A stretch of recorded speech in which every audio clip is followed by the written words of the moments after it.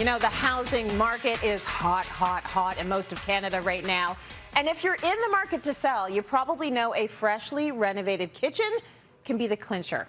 Today, Kimberley Seldon joins us with design tips and the common mistakes to avoid in a kitchen reno. And Kim, you recently completed a gorgeous kitchen project and the timing was perfect, wasn't it?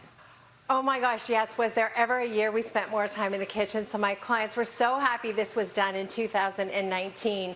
And it was a really fun project. We made a few big changes. So for example, we've got this big island here. What they used to have was the island and it had a small round table at the end, which was great when they had kids. But now this is better for their lifestyle and the type of entertaining they do. The cathedral ceiling that you see here, that was here, but we added the beams to give them more intention and make the space a better scale for just hanging out. I love how that turned out. But the big whoop was pulling the back wall off and opening it up to the backyard. They totally renovated the backyard and we wanted them to be able to see the water feature that they put in. So that made a huge change. Are you telling me there will be a time when I can make considerations for my house not thinking about my kids? Oh my goodness.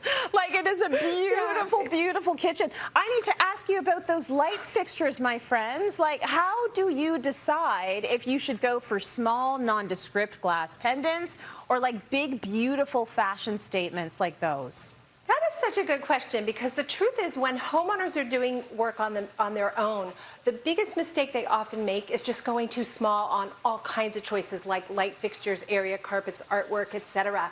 But in this case, we've got this double height ceiling. We needed to do something to create more balance in the space between the lower half and the upper half, and the big light fixtures really did that.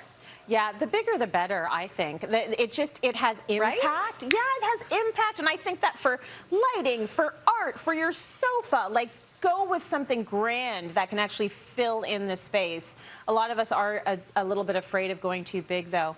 I love the color. Is that countertop blue? Like, I don't think I've seen many blue countertops. I know, it is blue. It's designer blue, which means it's blue, but it's not crazy blue, but it's blue.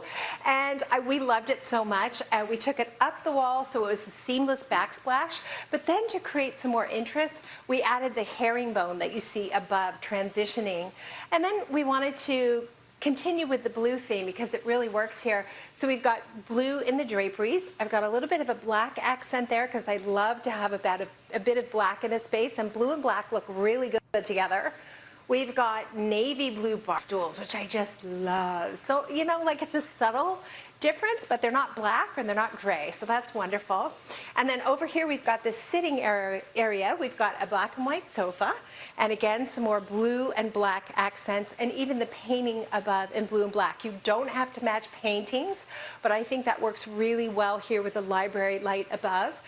Absolutely, and this is like functionality at its best, because you eat the big bowl of pasta at the island, and then you fall off your stool right into the sitting area and hang out there until you're fully digested. That's how I would do it. Now, it's got to be fun to get to design a new kitchen every year, Kimberley. Are there elements that you think of as just signature? You know what, it's so funny. We just realized we have now done more than 100 kitchens. And so, yes, there are elements. Kitchens are often poorly lit. So lots of different light sources. These big lights here, we've got sconces on the beams, we've got under counter lights, we've got pot lights, so different light sources. Outlets. I loved how the outlets horizontal rather than vertical and as close to the countertop as possible. And then the end of the island is often overlooked and kind of ignored. So that's why I love to put a towel bar, or in this case, I've got a big cutting board. Really smart. All really, really smart things to add to a space that you know is going to be high traffic. Now, here's what I have to ask you, Kimberley, and you got to be honest with me. We're spending all this time in the kitchen during the pandemic, and you and I are challenged a little bit when it comes to actually taking the pots out of the drawers and putting them on the stove and putting food in there and then creating a meal. So tell me, how is the cooking going with all the time that we are spending in the kitchen? Because the news isn't good over here. You tell me. You know me so well. I have perfected the art of one pan meals, so one sheet meals and one skillet meals, and this is true. I pulled out my slow cooker, which someone gave me as a gift in 1987 when we were married. First time I ever used it was 2020, and I use it all the time. So I've got a bit better. I'm not amazing, but I am cooking every day now. It's the same old stuff. Like I do salmon, I do chicken, but I do the chop, chop, chop. But at least I'm actually in there making meals. Like, so we've gotten better. Right. We have. I'm very proud of both of us. We have. Yes. Thank you, Kimberly.